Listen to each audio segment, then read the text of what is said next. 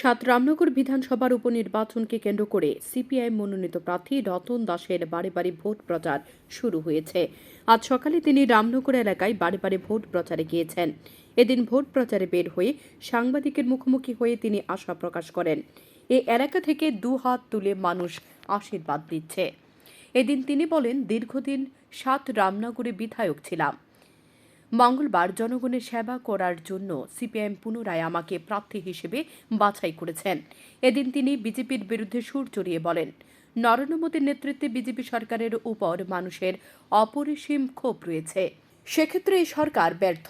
তাঁর কথায় 23-এর বিধানসভা নির্বাচনে রাজ্য থেকে বিজেপি সরকারের নিধন নিশ্চিত ছিল, কিন্তু মানুষকে সঠিকভাবে ভোটাধিকার প্রয়োগ করতে দেয়নি। তাই তিনি জনগণের কাছে উপনির্বাচনে ও লোকসভা নির্বাচনে বিজেপির বিরুদ্ধে এগিয়ে আসার জন্য আহ্বান করেছেন। ভোটারদের বক্তব্য, সমস্ত দিক বিবেচনা করে ভোট বাক্সে মত প্রকাশ করা হবে। রেসপন্স পাচ্ছি, মানুষ এগিয়ে আসছে না। অ্যাকচুয়ালি এখানে তো আমি আগেও বিধায়ক ছিলাম, তাদের সঙ্গে আমার পূর্ব পরিচয় আছে।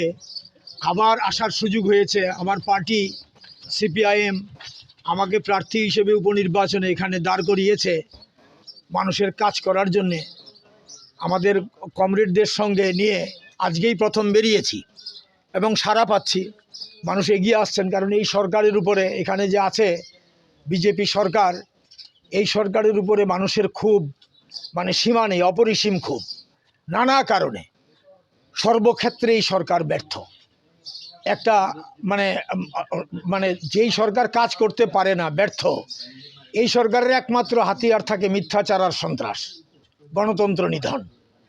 এগুলোতে মানুষ স্থিতিবিরক্ত, যার জন্য মানুষ বলছেন যে এই সরকারের অবসান মানুষ চেয়েছিলেন 23 সালেই। এই গত বছর তাদের ভোট কমেছে, সিট কমেছে বিজেপির, এটা আমরা দেখেছি। আরও কমতো যদি মানুষ নির্ভয়ে ভোট দিতে পারতেন। বাধা বিপত্তি সৃষ্টি করা হয়েছে, এগুলো অভিজ্ঞতা মানুষের। এখানে একটা উপনির্বাচন হচ্ছে, এখন আমরা নেমেছি। আমরা জনগণের কাছে এই আবেদন জানাবো, আপনারা নির্ভয়ে এগিয়ে আসুন। গণতন্ত্র পুনরুদ্ধার করতে হবে, এই সংগ্রাম দীর্ঘমেয়াদী। লোকসভা নির্বাচন আছে সামনে, অষ্টাদশ লোকসভা। এই লোকসভা নির্বাচনে বিজেপিকে পরাস্ত করতে হবে, কারণ ভারতবর্ষের স্বাধীনোত্তর ভারতের সবচেয়ে জঘন্যতম সরকার হচ্ছে নরেন্দ্র মোদীর নেতৃত্বে বর্তমানে কেন্দ্রীয় সরকার। সংবিধান আক্রান্ত, গণতন্ত্র আক্রান্ত, দেশের অর্থনীতি বিপর্যস্ত, শুধু মিথ্যাচারের উপর আর কর্পোরেট এবং কমিউনাল যে নেক্সাস, তার উপর দাঁড়িয়ে আছে এই সরকার।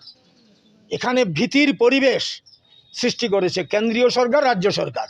তারা ডাবল ইঞ্জিন বলছে। আমাদের লড়াই হচ্ছে তাদের যে এই জনবিরোধী নীতি, তার বিরুদ্ধে। তাদের অর্থনৈতিক নীতি, জিনিসপত্রের দাম ভয়ানক, মানুষের আয় নেই, রুজি রোজগার নেই, বাজারে মন্দা, মানুষের হাতে টাকা নেই, এই হচ্ছে পরিস্থিতি। রেগার কাজ নেই, টুয়েপের কাজ নেই। এই সমস্ত বিষয়গুলো বিধানসভাতে তুলে ধরতে চাই। এখানে আমরা জয়ী হয়ে গেলে সরকার পরিবর্তন হবে না, এটা ঠিক, কিন্তু বিরোধী দল আমরা বিধানসভায়, আমরা এই প্রশ্নগুলো বিধানসভাতে তুলব রামনগরে। আর রামনগরে যা কাজ আমরা যখন ছিলাম সরকারে, আমরা যা করেছি, তারপরে এই সরকার কোনো কাজ করেনি।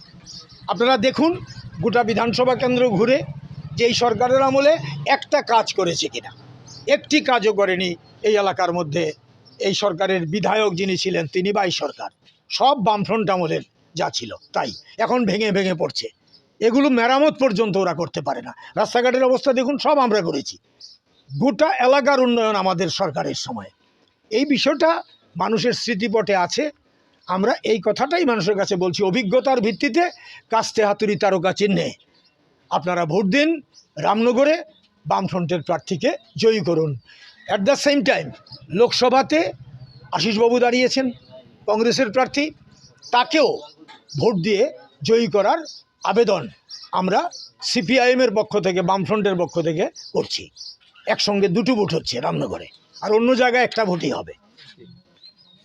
Bureau report, news daily Bharat.